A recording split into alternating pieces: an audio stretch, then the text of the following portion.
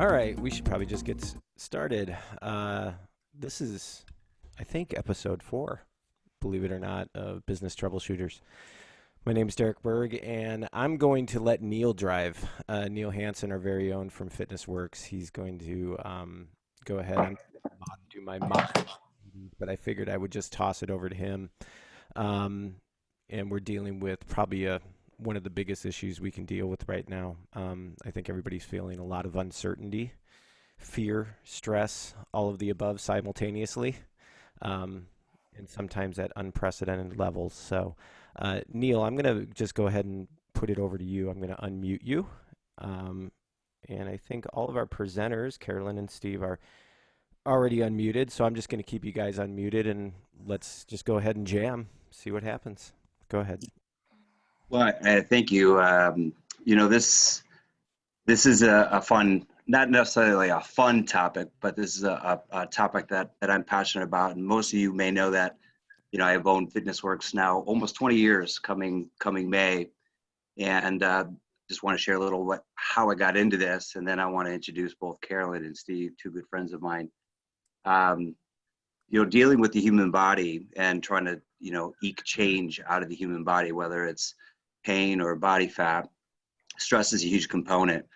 And we see that every day. I see it every day when I work on people with pain. And that caused me to kind of dive down a road of trying to understand the mind, our emotional system, and what that does to our biochemistry and all that. So I've spent the better part of the last 17 or 18 years kind of diving down that through, coaching, NLP, and then the work that I do now is mostly surrender work, which includes meditation, prayer work, things of that nature. But I love the fact that both Carolyn and Steve are willing to join us on this, two experts in the field, well beyond any of my training. So I just wanted to take a moment to thank both of you guys for being here. And if you wouldn't mind, Steve, and then Carolyn after, tell us a little bit about what you do, your process of work, and we'll go from there. Steve, over there. Yeah. Hi, everybody. My name is Steve Thorpe, and I'm a psychotherapist. And I have a couple of approaches for how I deal with like stress, anxiety. A lot of my training is in trauma work. And so I do traditional talk therapy. A lot of the research shows that, no matter what kind of modality we're using in psychotherapy, just having a human relationship, one person talking to another person actually does a great deal of healing. And in terms of emotional regulation, if I can stay calm and centered and I'm with someone who's fearful, anxious, just me being in the room with them is a gift and helps calm them down. I also do a form of somatic therapy where I actually lay people down on a table and through very light touch in very specific areas, actually mostly the kidneys, which is where the adrenal glands sit. I actually, if you can imagine, if their system's up here and my system's down here, our systems start to balance out and then we bring each other down. So it's a very kind of physical way of creating regulation. In addition to that, I do something called EMDR, which is a way to release trauma. And so a lot of times when we're fearful and in anxiety, what happens in any given moment, we have like a thought, we have an image, we have an emotional response. And so if we can start to break down what the story we're creating is and what the assumptions are and where we think that's going to go, it gives us a lot of tools to really help ground in the here and now, to realize that in this moment we're safe. And if people can start to find safety in the present moment, all of a sudden it's just easy to get a much bigger perspective and to find lots of things that we can do to create empowerment. Because when we're in a panic response, everything narrows and we feel like we're gonna there's no options, and it feels very claustrophobic. And in this time right now, in this coronavirus pandemic, I'm seeing about 25 people a week, and a lot of the work has been to bring people out of that very narrow focus of there's not a lot of options and panic to like opening up to see that there's a lot of possibilities out there. Oh, it's beautiful. Thanks, Steve. Carolyn, would you mind sharing a little bit? Sure. Hi, everyone. Neil, thanks for inviting me. Steve, nice to see you again. Thank you. Steve and I have similar approaches to psychotherapy. So I'll maybe share some maybe differentiators or some other thoughts. So yeah, I'm also a psychotherapist. I'm a licensed clinical social worker. I incorporate a lot of mindfulness practices into my work with clients, and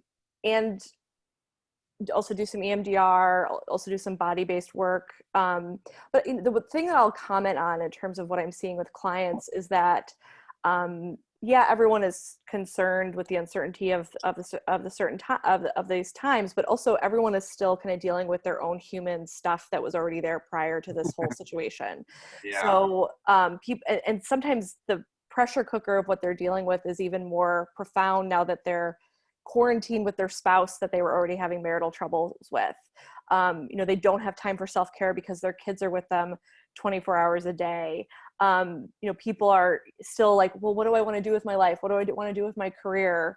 So it's, what I'll say that's interesting is that there is a lot of time that we're spending on the uncertainty with the virus, but there is a lot of just the average human problems that typically come into psychotherapy are also very present for people at this time, if not amplified in these current circumstances.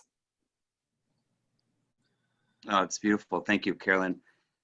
Steve, you had mentioned something, about, stress. And when we get stressed, some of the things that happen in the brain, like we cut off our prefrontal cortex, and then we get in this fight or flight stage, and that kind of, we get out of it. It blocks off the prefrontal cortex, our executive center, and our logic and reason seem to get like more finite, and we get super hyper focused on a problem. And then of course, like Carolyn, you said, all these other problems that are lying under the surface, they all kind of come bubbling up. And, I've kind of taken, there's two paths here of looking at things. One is kind of recontextualizing things and trying to maybe kind of wrap our brain, kind of go through the contemplative aspect of kind of what's happening, using our brain that way. And then the other one is Carolyn, you talked about, like embodiment, like going in, what's really happening in here. And I think Steve, you touched on that as well. If Steve, if you wouldn't mind just kind of jumping a little bit and talking a little bit about, kind of going inwards a little bit, like what are some of the things that somebody can do? I know you work with somebody one-on-one, doing hands-on treatment, but what are some things that maybe somebody can do when they're kind of stuck in that fight or flight stage, when they're blocked off their prefrontal cortex, and Right. they're in the amygdala, they're in the hypothalamus, stress response? What are some things that maybe they can do with their own self to kind of start to right the ship a little bit? Well, let me take a little step back and talk about that. So our nervous system, like if you could think about it, if you're, walking around in the jungle and a lion chases you, you're in that fight or flight response. The problem that we're facing with the modern world is that if something like a pandemic comes, or let's say your business, like you have bills and you have no idea how you're going to pay it, your body responds as if you're being chased by a lion. When a lion's chasing you, you can run away, and when you're filled with stress hormones and you burn those off running away, and then you've run away and now you can return to normal. But when it's your bills, your business, your marriage, you can't run away. You can't burn off those stress hormones. So you're sort of stuck in an anxiety response. So, one of the first things that you can do, of course, is physical exercise is great to do. What I talk about with clients is what we call a state change, and that is, how do you get out of that fight or flight response? Again, exercise is a great way. A real simple thing to do is to put, and this is, people hate this, but it works so well, is to get like an ice pack and put it on the back of your neck, because it completely changes the physiological channel and kind of brings you right back into the present moment. I would say taking a hot shower does as well. But one of the most powerful ways to bring yourself out, and this taps into something called polyvagal theory. In polyvagal theory, we talk about, we have the fight and flight response, which you're running, you're anxious. We also have the freeze response. And a lot of clients I know also, they feel shut down, they feel hopeless, they feel depressed, they feel like paralyzed. And that's also built into our nervous system. Well, the third setting we have is what's called the social engagement system. So if we're able to connect with our children, like I have a child at home, and at first couple of weeks, this was really hard because I'm trying to work full time. We got this baby, or we don't have daycare anymore. How am I going to get anything done? But if I can stop enjoy her, be present, make eye contact, and not treat her as a nuisance, but treat her as like, this is a huge gift. I'm reframing the problem, but also I'm engaging that social engagement system, which automatically changes your whole physiology and brings you out of that fight or flight response. It's beautiful. So I would say state change, ice, cold, heat, doing something different, exercise, and connecting are some of the biggest things you can do, in addition to breathing and meditating. We can talk more about that. But Awesome. And thank you, Steve. And Carolyn, you had mentioned that you do some embodiment work as well. If you could touch on that, I'd love to hear your thoughts. Yeah, and I agree with Steve. One of the one just like simple practice that we can do if we're really distressed, if someone's about to have a panic attack, is like taking a cold shower. Is like one, like you will have a state change and it will resolve the panic. But even most of us don't really want to jump into a cold shower. So I realize that's not a technique that most are eager to do. So here's something, here's like, I think a heart of what we can say here, which is when someone is distressed, we become inwardly focused and inactive. So what we know is that when you get active and you get outward, you're addressing that inwardly focused and in an active state. So, and actually what studies show currently is that the number one treatment for depression is something called behavior activation. So you need to go and behave. You need to go and do. So, the past psychotherapy was very much focused on like reframing thoughts and like think differently. But really what we find is that if people just go and do, so I'm working with clients a lot on like going for walks, gardening, reading books they enjoy, like, playing games with their family, like go and behave. So if you're just taking that action, you're going to find that you're in a better state. Awesome. And when we kind of get out of those states, that doesn't necessarily change kind of what's lying under the surface, right? So those things tend to, when we kind of get back into our normal routine, do those things kind of come back in the same way? Or is there kind of, once you've had a little bit of that shift, that moves it? Yeah, I mean, you will see that people, when they do behavior activation, they're going to have a decrease in depression symptoms. So we don't need to intervene at the level of the mind. We can just intervene at the level of just go and do something. So, and so that's something that I work with clients on. We can do some very specific like goal setting to take certain actions.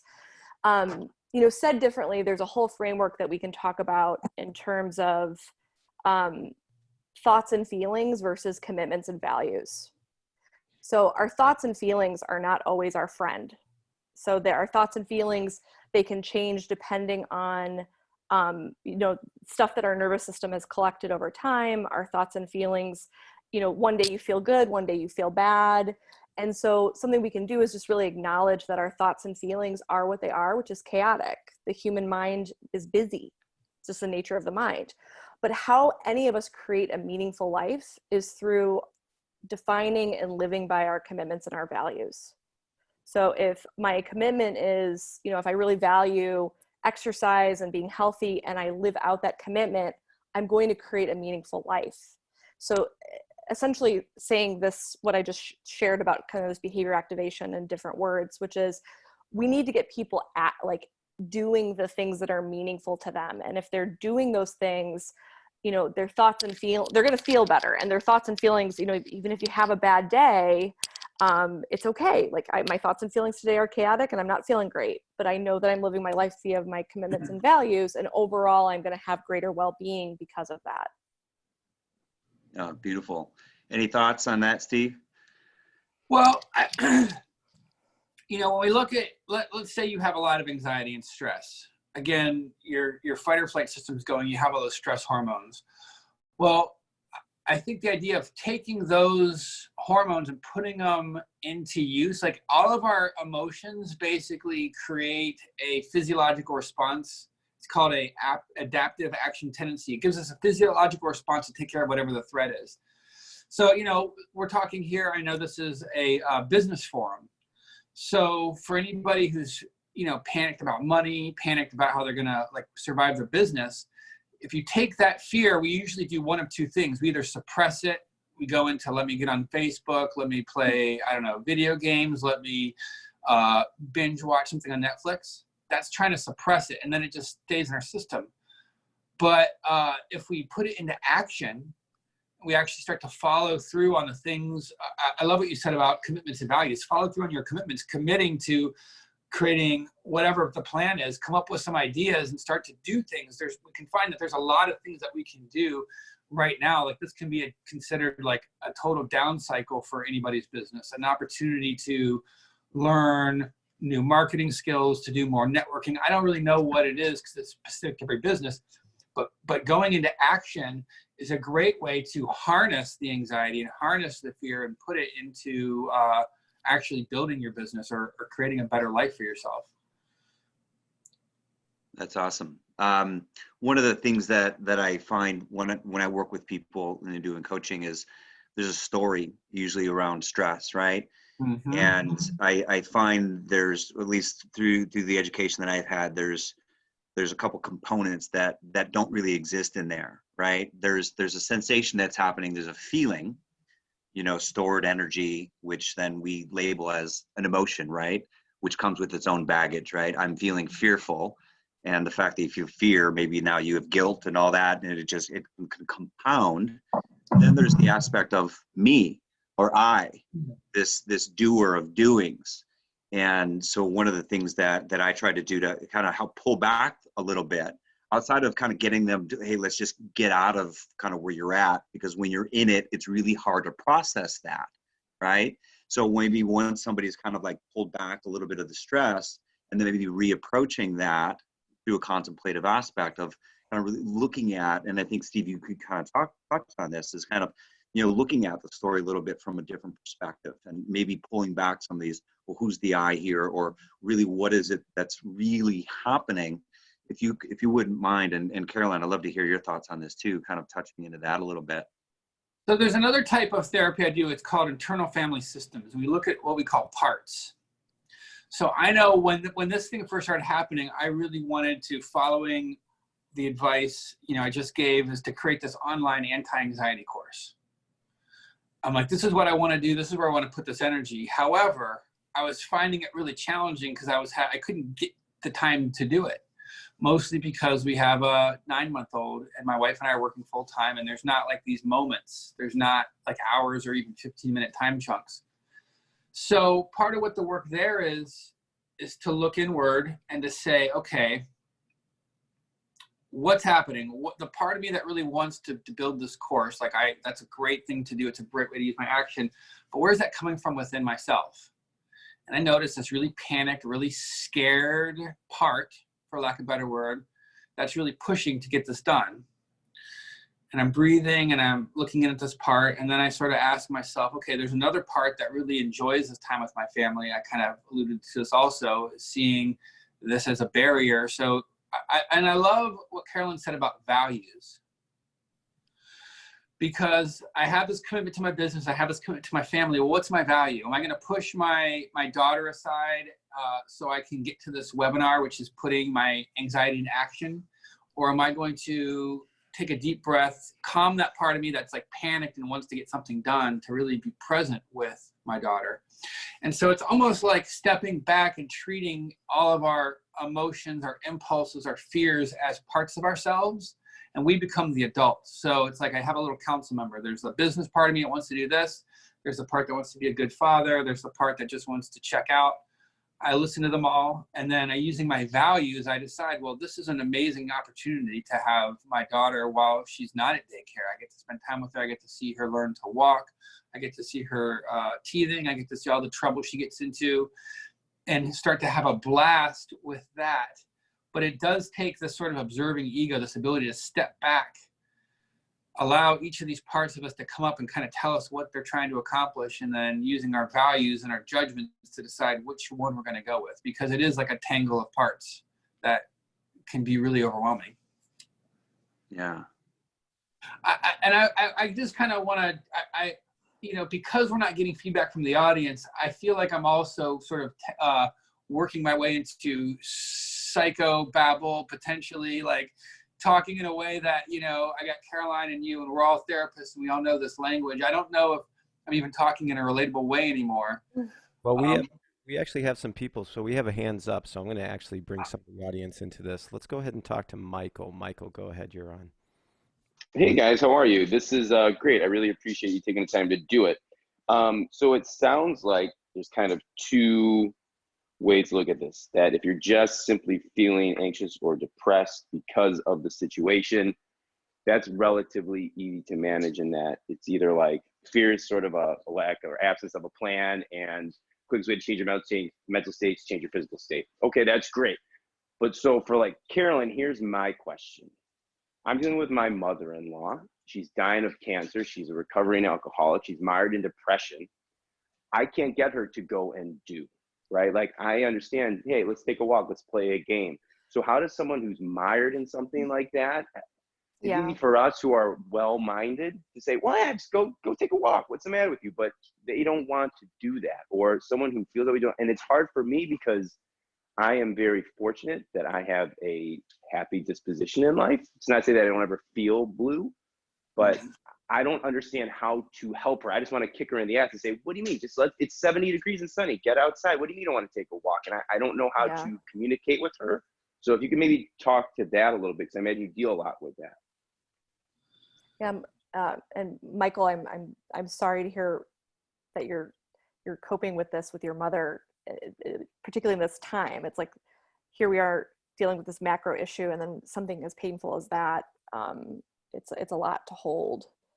And I really appreciate your question, because I think it's getting to the heart of something else that I wanted to touch on, which is, you know, sometimes we're really just suffering, and we can't reframe it, and acting, you know, maybe isn't available to us, and we just are in a lot of pain. And that's kind of what you're describing, maybe with your mother, and maybe some of your own like hopelessness with being able to help your mother. And sometimes we're just in that state of pain. And when we really are stuck in a lot of pain, one of the best things that we can do, and this concept can sometimes be hard for people because it feels so counter to what we want to do with ourselves, is to just practice self-compassion. And self-compassion is a two-step process. So one, it is treating ourselves like we would treat a good friend. And you can extend that to your mother. I'm going to treat my mother, you know, as a good friend, and just be present with her pain. I'm just going to sit with her and see the challenge of the situation that we're in together. I apologize, my laptop just went off. No, interruptions are always part of things. So I'm sorry, self-compassion is a two-step process. So one is treating ourselves like we would treat a good friend, and then acknowledging our shared humanity. So our shared humanity is one that comes with suffering. It's one that comes with grieving. It's one that comes with watching our parents pass or experiencing a health crisis. It's really painful, and it's sometimes hard to sit with that. But when we can open ourselves to just sit in that space of compassion, we can really be present with someone else in their suffering, and also be present for ourselves in our suffering. And I'll give a small example of this for myself in the middle of this COVID situation where I use this tool. So tools I teach to clients, I use them myself. And there was a day where I watched the wrong stories on the news, and I got very activated. My anxiety was 9 out of 10, and I was up, couldn't sleep, really feeling the pain of our current situation. And I just held myself in self-compassion. I just said to myself, this is really hard. This is a hard time. I'm really feeling the pain. I'm really feeling the anxiety, and I'm willing to just sit with myself. And I trust and know this will pass. I trust and know this will pass, because pain is temporary, but pain tricks us that it's permanent, that it's forever. And that permanence is what feels so scary about the pain. So we can sit with ourselves with compassion and gently remind ourselves that pain is part of the human experience, and the pain is temporary. So Michael, let me pause there. I'm not sure if I exactly answered your question, but I appreciate you giving me the invitation to maybe talk about self-compassion. But please let me know your thoughts or where you might still be stuck with how to proceed with your mom. Oh, wait, let me unmute him. Hold on, stand by. Go ahead, Michael. Thanks. Well, so I don't want to make this all about me, but the follow-up question I would have is where can I find resources to find techniques to do what you're saying? When you say like self-compassion and things, or like humanity, I get the general idea of what you're saying. I think the challenge is I don't know the tools to do that the right way. Meaning, like, I understand like the fitness people can tell me, hey, here's our prescription for losing weight or gaining muscle, but I can I don't know Yeah. the tools necessarily. You know what I mean? So is there something you could direct me to? So that, I mean, this, I don't want to make this whole session about. Yeah. There's a woman named Kristen Neff who writes quite a bit about self-compassion. There is a book called Radical Acceptance by Tara Brach that is really beautiful. Pema Chodron, Pemachhodran. Pema Chodron does quite a bit of self-compassion work. Kristen Neff, though, for those on the call that are like skeptical of self-compassion, and I work with a lot of clients when I introduce this concept, they're like, screw that, self-compassion. Like I want to be hard on myself. We need to get to work. We need to, so, but when you do, Kristen Neff has some really solid research around self-compassion. So some interesting info for you is that people who practice self-compassion have greater resilience and motivation. So self-compassion can really serve you to being someone who is out there acting and motivated. So it can serve us in these moments where we're really suffering, and it can also serve us in our business.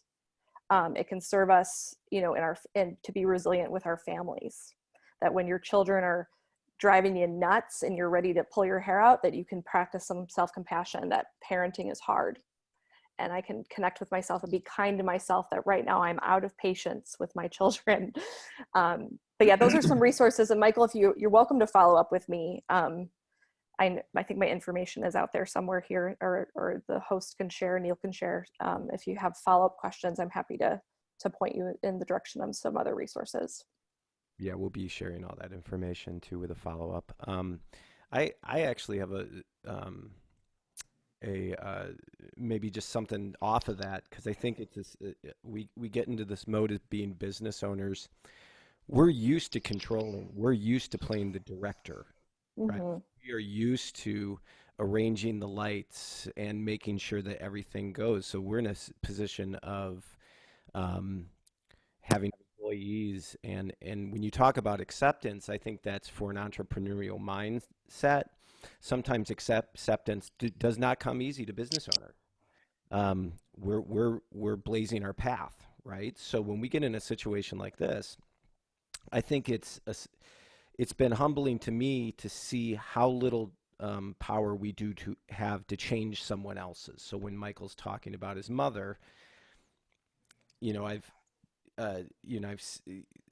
had some experience in that area, and if someone else does not want to make a change, there's my experience, and I could be totally wrong, and my experience not be close to what other people experience, but I find it very difficult.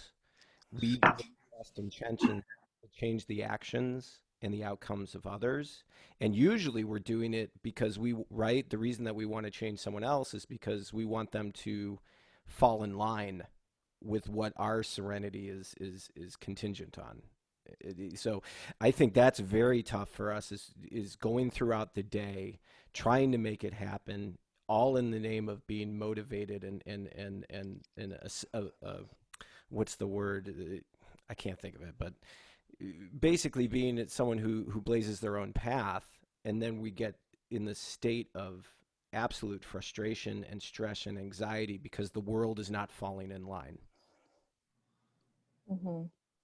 And if that's time well spent, or if that level of acceptance has to come to a case like, look, the only thing that we could change is our own actions and our own thoughts, and how the world operates around us. That's just that we have to deal with that. And I think that level of acceptance, I've tried it. To try to think your way into acceptance is very difficult, especially in times like that.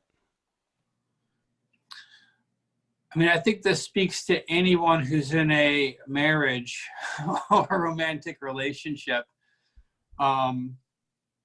Because on one hand, when we want to, manage, control, influence our partners, our parents, our children, it's always important to sort of, I think, go for what we want and express what we want. But like you said, we have no control over other people. And I think it is important to check in with ourselves and to sort of ask that, like, what in me needs this from them? Mm-hmm. And then how can we give that to ourselves if the other person's unwilling to respond? It's tricky because acceptance is absolutely the foundation of all of it, but you don't want to get to the point where you don't ask for things. You don't want to get to a point where you're not reaching out and communicating, but all you can do is be in relation, be open, ask for what you want, offer what you give, and then be willing and ready to accept whatever comes your way. Yeah, I like that. We actually have Leslie. Leslie has a question. Go ahead, Leslie. Hi, this is Leslie Hill, and what somebody, I'm not sure if it was Carolyn or Steve, you were talking, I think it was Carolyn, talking about going and doing and behaving. My go-to behavior has been binging, which that's not a behavior. I mean, it is a behavior, but it's not the behavior that I really want right now. But it seems comforting. You're supposed to take some time for yourself, what have you. I have all of these things that I want to be doing, but I sit and then I get paralysis of analysis because am I working on my business? Am I working on just decluttering my home? So like you said, Carolyn, there's a lot going on that's already there. And then now it's amplified because of the situation we're in with the COVID and businesses. So how do I get out of paralysis of analysis and be motivated? My get up and go, got up and went. Yeah, I and thank you for sharing the personal example of you're witnessing yourself engaging in a behavior that is not one you want to engage in. I'm talking to quite a few clients about their alcohol use right now. Lots of people are getting, Binny's delivery and, and drinking more than they would like, and something we can acknowledge that is that there's behaviors that we engage in that are compulsive, and all of us have compulsive behaviors. And then there's behaviors we can engage in that are conscious. And so what I'm hearing you maybe say is, hey, I'm engaging in binging and I'm acknowledging that that is more compulsive.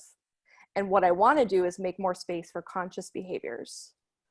And so it really does come down to making some commitments. And I personally have a list in my email of here are the things I'm doing during the quarantine, and I'm doing yoga every day, and it doesn't happen every day, but I really try to hold myself to that. And one of my most difficult commitments is I'm trying to do 20 minutes of Spanish learning. My husband speaks Spanish and my Spanish is poor. And so I'm like, hey, I'm home, I'm quarantined, 20 minutes of Spanish a day. And it's really challenging for me to get motivated to do that, but I'm doing it anyways. But that's a conscious behavior. I'm consciously choosing to commit to that. So it really comes down to writing it down and saying, yeah, I'm not always going to feel like it. In fact, actually, sometimes we can say, I'm never going to feel like doing the conscious behavior. In fact, we can probably say it to all of ourselves, like, you're never going to feel like it. If you want to go to grad school, you're never going to feel like it. If you want to start your business, I mean, how many people on this call started a business and went through periods of not really feeling like it? So you're not always going to feel like fulfilling your commitment, but if you are going to hold yourself to that conscious behavior, I mean, that's how we move our life forward. How we move our lives forward is through a series of commitments. That's it. You'll notice people who avoid committing, what happens to them? They're stuck for a long time, for sometimes decades. So it's getting conscious with your commitments and then doing them even though you don't feel like it. Yeah, I need a mom. So Carolyn, there's something that you were talking about, you know, kind of commitment, and there's something that comes up in conversation quite a bit within my studio, but also within my coaching practice. And I think we like to try to take on discipline, right? Kind of having something that we're committed to. And you know, discipline often kind of comes with that idea of being disciplined. Like I'm disciplined, you know, like you're kind of forcing yourself to do something. But I think it always then needs to come back to something stronger, like a devotion. And I think we get lost in the doingness, you know, the human doingness, that we're constantly doing something, because this is my human life, I need to do these things. But we forget that there's a being here, and that being is driven by something that's much deeper. You know, whether that's love, joy, or freedom. And so when we come back to what are we really devoted to, and it's not to something outside of us, but it's to a way of being. Devotion, like love. I'm devoted to love. I'm devoted to compassion. And sometimes clients say, well, I don't know what I'm devoted to. I said, well, let's just take one thing that you do on a daily basis that you know you don't have to do, like you take a shower. Not currently. I hadn't taken a shower for 2 days, but you know, you just think about the things that you do on a daily basis that seem kind of just easy to do. And I'll ask them, well, why do you do that? And then their first answer for something like a shower is like, well, I want to be clean. Well, why do you want to be clean? Well, I want to present myself well. Why do you want to present yourself well? Well, because I want to, you know, I want to be a little bit more connecting with people. Why do you want to connect? And you keep going down that questioning, and eventually you're going to start to get to answers that truly move you, where you really kind of start to feel like this inspiration that wells up in you, and you start to see, well, this is behind that. I was on the superficial aspect of that. And then you start to see where else in your life, well, this is a common thread of mine. This is about my devotion to a way of being in life. And then the disciplines that we do are the way that we bring that devotion to life. You know, it's like exercise. Exercise is a discipline of sorts, right? It's like taking on a martial art discipline. But when you back it with a devotion to something about a way of being, it's a beautiful way of kind of nurturing yourself and doing something to bring that devotion to life. So I think it's important to maybe take time, and that's an exercise that I'll do with people, is like just take a little bit of time, and maybe you just need to come back to it, you know, in the morning in prayer or some sort of ritual or meditation, and kind of get reacclimated to what it is that really drives you in your life from a devotional standpoint. Yeah, you know, and for those that maybe don't connect with that as easily as I personally connect with what you're sharing, Neil, as you know, because you know me. But really, what we're talking about is values, and I bet most people, maybe another way to say this too is like probably most people started their business and they feel some level of like soul level satisfaction with what they're doing, and sometimes we need to make space in ourselves. You know, Steve mentioned parts. Like we all have parts of ourselves that want to feel a connection to some sort of bigger than just us, you know. So whether, you know, you have spiritual practice or you're religious, you know, something I talk to people about is that for some of us, we've moved away from our religion of origin that we had as children. We've moved away, but we've not moved towards something. And humans, I really think, need space for ceremony. They need space for what Neil is describing, which is something devotional. You know, it's interesting, if you watch, there's been evidence of monkeys or apes, I'm not sure which type, of like putting together something for ceremonies. Like you can watch them in the wild doing it and having some sort of devotional activity. So I think at a human evolutionary level, if you want to go that route, if you want to go the science route, like we still need ceremony, we still need connection, we still need devotion. So it's making space for heart work and getting honest with yourself of what do you need at the heart level, and saying, yeah, like part of even why I started my business was because there was like a soul level calling for me to do so. So Neil, thanks for introducing that into the conversation. I love that. and I'm just going to chime in, and then we have another question from Belinda. Is it sounds like, because you mentioned earlier that you mentioned it getting in our head, and I know when I get in my head, it's like hanging out with a madman sometimes. And anytime that I'm distracted, it's when I'm trying to be of service, right? So I'm trying to do something for the chamber, which is a volunteer position, or I'm refocusing on this thing that I have to do, that have a really bad attitude about it. It's actually doing something for the greater good. And when you make that shift, it seems like it's just that it gets me out of my head. And it seems like 9 times out of 10, when I'm in my head and thinking about me and my needs and myself, because like to the core, by default, for some reason, my default and I don't know if anybody else can experience this, is self-centeredness and selfishness, right? What is in it for me? And it's taken me some, like, getting honest with myself, that anytime that I'm thinking on my needs or focused on what's not right, um, it feels bad, even though counterintuitively, well, I'm focusing on my needs. It should be giving me resources to fill those voids and fill those needs of what I want. So, and it can make for a really bad day. And you guys mentioned setting that tone for the day, like as a form of a ceremonial thing. Like anytime that, even though my meditation practices are amateur at best, when I take that 20-minute time in the morning and try to quiet, the rest of the day is great. And everyone around me, including my family, notices. And maybe we can get into that as far as how to set up the day. I do want to take Belinda's question because her hand's been up, and I'd love to hear from her. Go ahead, Belinda. I don't really have a question. I have something that I've started. I retired. I'm in my second year of retirement, and I felt, so I got to jump on this because retirement's very much like this. And I was scared that I would be left to my own devices. And a student, one of my former students, gave me a diary. Look how pretty it is. So I decided I would continue with my lesson plans because I was a teacher, and we live and die by our lesson plans. So the way you construct a lesson plan is, first you have to identify your overarching goal. What are you working for? And so for me, but everyone would have to take this personal journey. My number one goal is me. And that goes back to the self-care.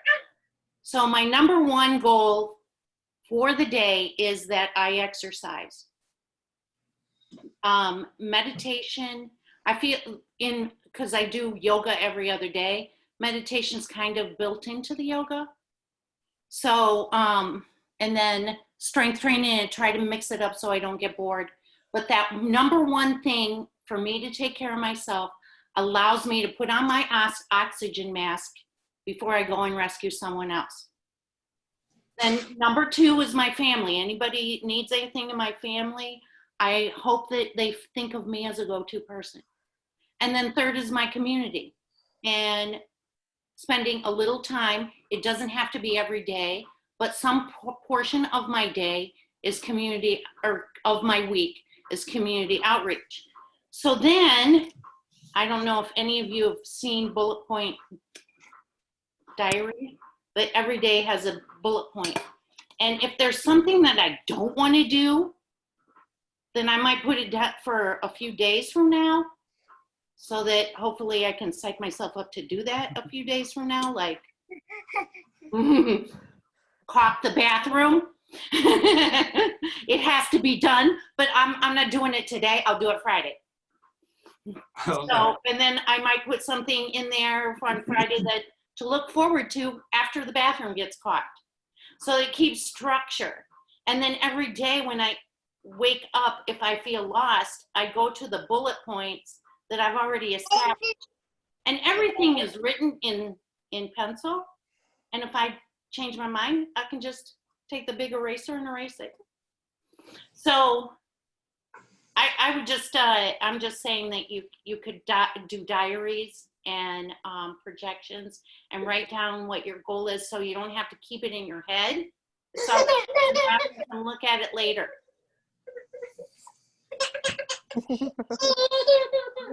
Oh, let me get her wub. And So Steve, we probably- I love that girl with the pearl earring, the Dutch Mona Lisa. Oh, thank you. My wife painted that. So we've got only about 5 minutes left before both Steve and Carolyn have to get off to their next appointments. I thought, Carolyn, you already shared some books and things that were really beautiful. There's a few things that I always come back to as far as, we can't do this work alone. And obviously, Steve, you talked about that, and, and just having somebody to be there. And I think that maybe even goes back to it's Derek, you even talked about it, Carolyn, and about Michael's question about just being with somebody and sometimes just being in that space. But we sometimes need to cultivate that, and taking time sometimes through some sort of mentorship if we can't get to somebody, reading or watching somebody online that might have the influences that kind of kickstart, maybe a deeper conversation for ourselves. Would you mind, I know you mentioned, Carolyn, Kristen Neff, any other places just to start? Like for me, the book Letting Go by David R. Hawkins was a huge pivotal thing, and it's something I come back to almost like a Bible. Obviously there is the big book and other practices like that, but I wonder, both Steve and Carolyn, if you wouldn't mind sharing maybe some recommendations where people can go either through books or online resources, just to kind of dive in a little deeper. Well, I think that the self-compassion is a great place to start, because to me, there's a lot of stuff on mindfulness, and self-compassion is sort of like mindfulness 2.0, and that it's not so focused on some sort of technical ability to sit and calm your mind. And so many people, when they do meditation, and I'm sorry, when you said my amateurish 20-minute meditation, I was like, that's anything but amateurish. If you can sit for 20 minutes, that's amazing. So many people have a hard time with meditation because they feel like they should be able to completely like blank their mind. And if it's not, then they're failing. I think the self-compassion stuff does a great job of filling in a lot of that, because it is about being gentle with yourself.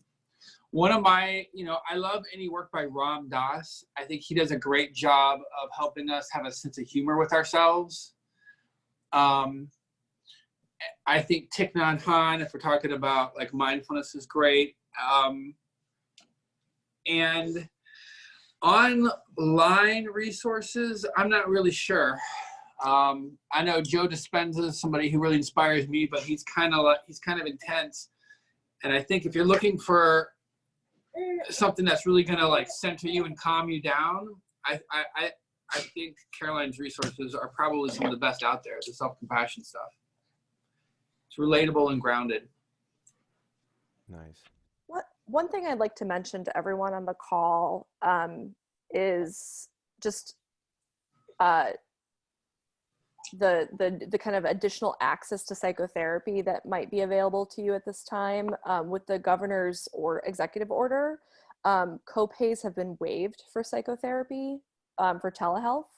So if you do have health insurance right now, I realize for people who are self-employed, you sometimes have varying access to health insurance, but we are finding that most people's co-pays are waived. So even if you're debating working with a therapist at all, right now is a nice time, because you would literally pay zero. For most plans, there are some exceptions, but for most plans, you would probably pay zero for your sessions. Also, I don't know if Steve or Neil would agree with this, but I'm personally finding, I would much rather meet people in person, but I'm personally finding that the time is still really effective for people.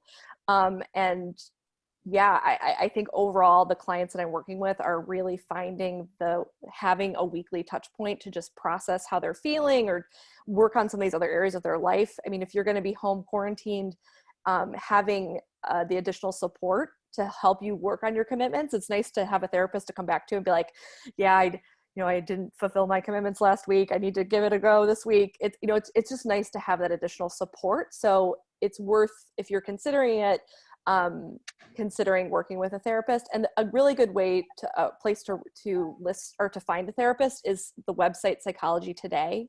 I'm listed there. Steve, I don't know if you're listed there. I would assume you are. But that's where most therapists, that's the biggest therapist directory. So, and again, you can also pick more broadly, because right now people are doing telehealth. So if there's a therapist whose profile looks good to you and they're far away, you know, you'll meet with them in this kind of format. Absolutely. Yeah, I have found that I myself see my therapist through telehealth, and you know, I'm doing about 25 sessions a week, and it's invaluable. It feels like it's not going to be as good, and I always have this thing of like, oh, telehealth, but I find it's like 95% the same.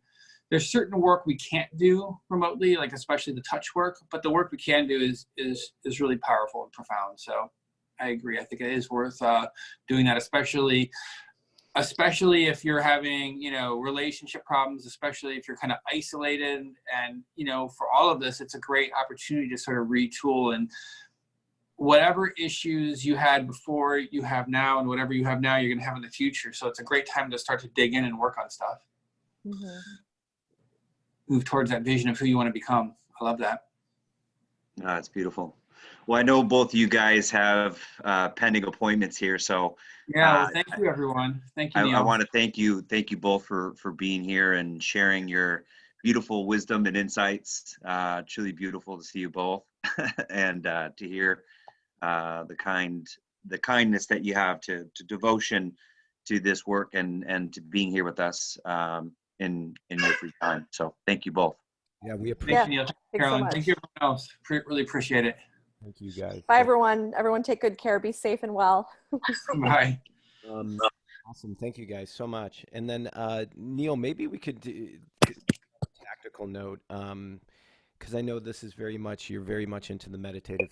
Maybe give some marching orders as far as, because, you know, people are going to leave the call thinking, what are some of the things that we can be doing to set us up, to set up our day? So actions we can take at the front end of the day to make sure that the rest of the day we're making choices that serve others and serve us, right? So we're having a productive day. We're setting us up to win. I know when I get out of bed and I'm in fear, uncertainty, I let it kind of rule me. And then that basically, for the most part, is going to be with me for the rest of the day. And it makes for a bad day. It makes for and bad choices in business, bad thoughts. I'm not relating with others well. So maybe we can just talk about that for the last few minutes here, and then we can. Well, you think when something gets active, you get triggered. There it is. Then you're kind of, the way that I look at it, it's like you're in a specific level of consciousness, and maybe that's just old stored stuff, and it's now kind of reared its ugly head, and now it's creating a filter the way that you look at the world. So, you know, obviously, you know, some of the techniques they were talking about, getting out and doing stuff, creating a state change, can be really powerful.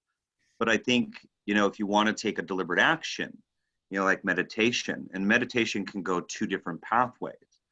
One is through the body and the other one is through the mind. And both of those have one aspect, which is always constant, and that is what is aware. The awareness, the aspect of you that is always alive, that is always present, that is always there. You close your eyes and you notice the mind is filled with thoughts, but it's filled, meaning that there's a space there that gets filled. So the space itself is empty. And so going into the mind or the body is always done with the awareness that there is something that is observing all of that.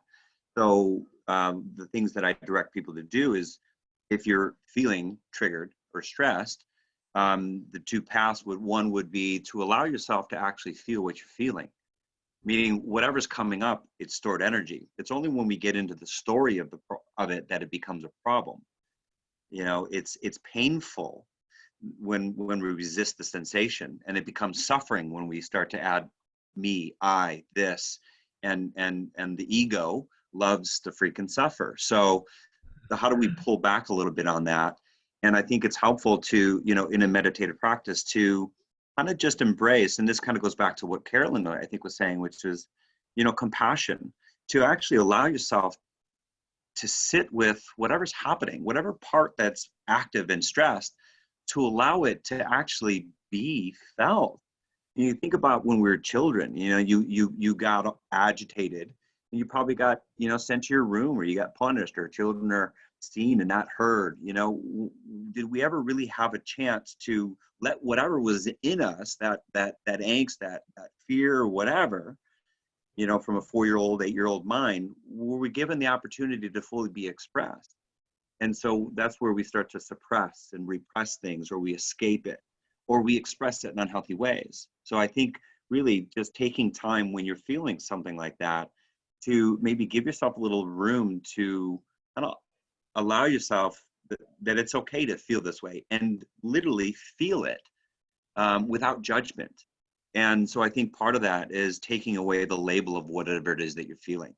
Meaning, I'm feeling fear. And I talked about this earlier. It's like, it comes with its own baggage. You say, well, you're feeling fearful, you're going to get defensive. If somebody said, well, you're angry, you're going to get defensive because you're looking at it as a negative. So it's just, well, I'm having this physiological experience, this energetic expression. And then the other part is, who's experiencing I, me, this concept of self.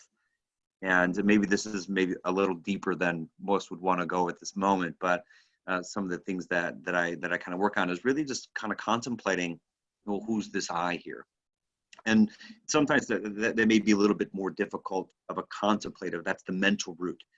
But I think if nothing else, just taking the story of, I feel angry about blank and blank, or I feel fearful about blank and blank, if you can take the label of the emotion out of it, like I feel blank, blank, and then you take the I out, I feel, and you're left with just a feeling. And there's just a sensation. Can I allow myself just to be with this feeling? And can I just observe it and watch it? What is watching this? What is watching this? And so one of the things I love is thinking about, like, when you enter the space of mind, it's kind of like a warehouse. It's just empty. It's huge. And you can have a band come in and play, but the space in the warehouse is unaffected by it.